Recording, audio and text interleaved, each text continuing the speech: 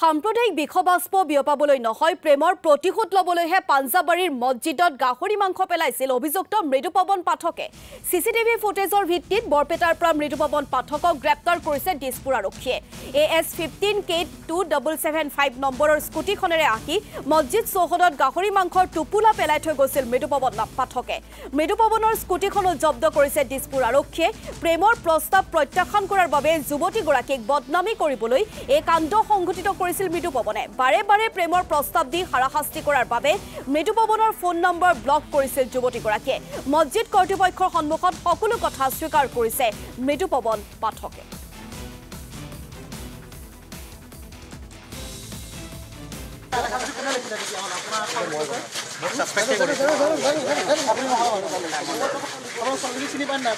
মই চিনি পাওঁ সেই হিচাপত থাকে সাসপেক্ট কৰিছে এটো কাৰণে সাসপেক্ট চিনি পাওঁ আপুনি বোলে ভাল পাবলৈ খুদিছিল ছোৱালীজনী নাই নাই নাই এটো বিচাৰ কথা আপুনি গাহৰি খায় না নাখায় আগতে কিয় কৰিছিল এনেকুৱা কাম এতিয়া পুলিচ প্ৰশাসনে গম পাইছে ছোৱালীজনৰ সম্পৰ্কৰ লৈ কিবা এটা ঘটা ঘটিছে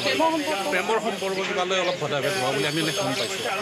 কিন্তু কোনো ধৰ্মীয় ভেদাভেদ লৈ তেওঁলোকে সেইটো কৰা নাছিল তেওঁ প্ৰেম সম্পৰ্কটো কিন্তু কিবা এটা মনৰ আশেষত কৰিছিল কিন্তু আমাৰো এনেকুৱা কোনো ভেদাভেদ নাই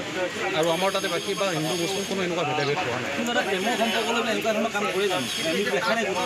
সেইটো এতিয়া তেওঁলোকে তেওঁহে গম পাব যোনে কৰিছে তেওঁ গম পাব তেওঁ কিয় কৰিলে কিয় কৰিলে কি ধৰণৰ শাস্তি হোৱা বিচাৰে আপোনাৰ প্ৰশাসনে যিটো